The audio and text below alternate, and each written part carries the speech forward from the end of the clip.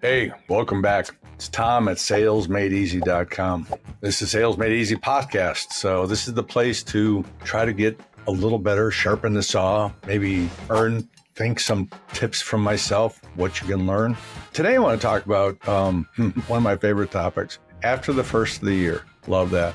After the first of the year. That's what we call stalls. I talked about objections before. I talk about stalls.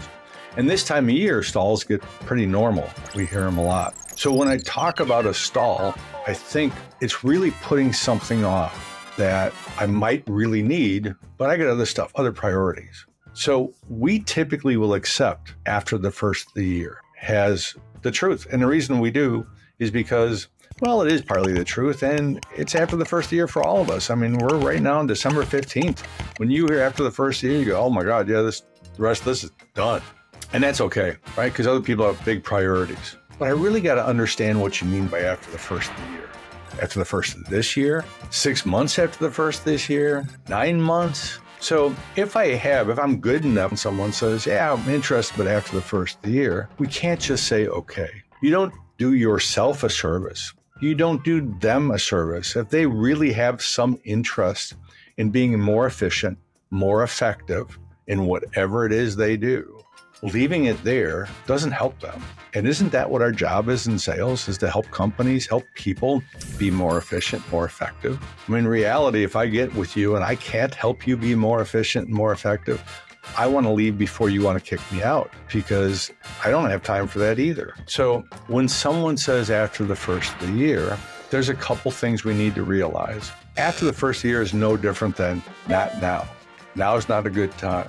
Call me after tax season. Call me after summer. Everybody's on vacation this summer. Call me after the summer. We hear all these, and in certain times of the year, we accept them because we ourselves are in that same situation. Right now, it's the 15th. We're probably all trying to get presents and stuff, right, for Christmas. So understand that we'll sit there and buy into that and have empathy for that and agree with it. Or summertime, you go to your office and whatever, and you got people in the warehouse that you have to shut down the night shifts because you don't have people that are on vacation. So when you go call on someone and someone says, oh, we got people on vacation, really is not a good time. Call me after vacation time. So we all have that. Another one is, spring break. Oh, it's spring break. Can't do anything spring break. All those are fine. And all those are probably true. But what I want you to think about is you can't leave without a clear next step. If you got somebody live that had some sort of interest and they say, call me after the first of the year, you have to sit there and say, great, not a problem.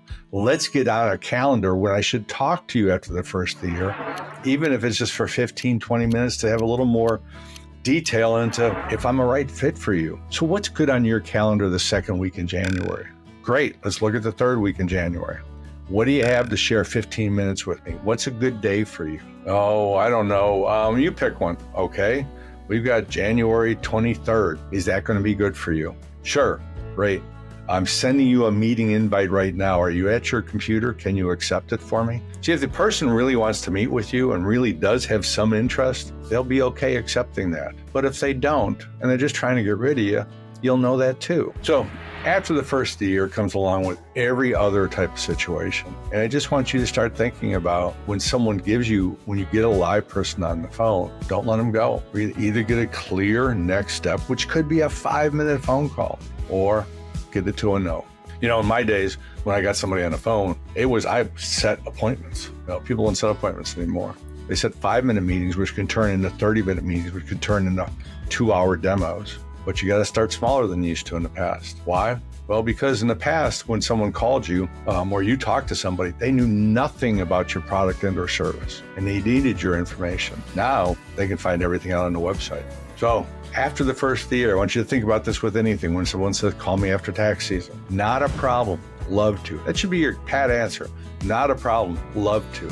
Let's pick a time now. So and that's tough. That's not easy, but it's a referral. Referrals are the same way. I mean, I've had referrals where people said, this guy has this problem. Right? I call them and they go, yeah, now's not a good time. Still, great, when is going to be a good time? So instead of getting caught in that merry-go-round, right, all year long with all the different things, call me after the recession, you got to set up that clear next step. So there's your tip for call me after the first of the year. I'll be seeing you after the first of the year at salesmadeeasy.com. all coming up this year. So we'll get you more information at some point. Have a great rest of your year.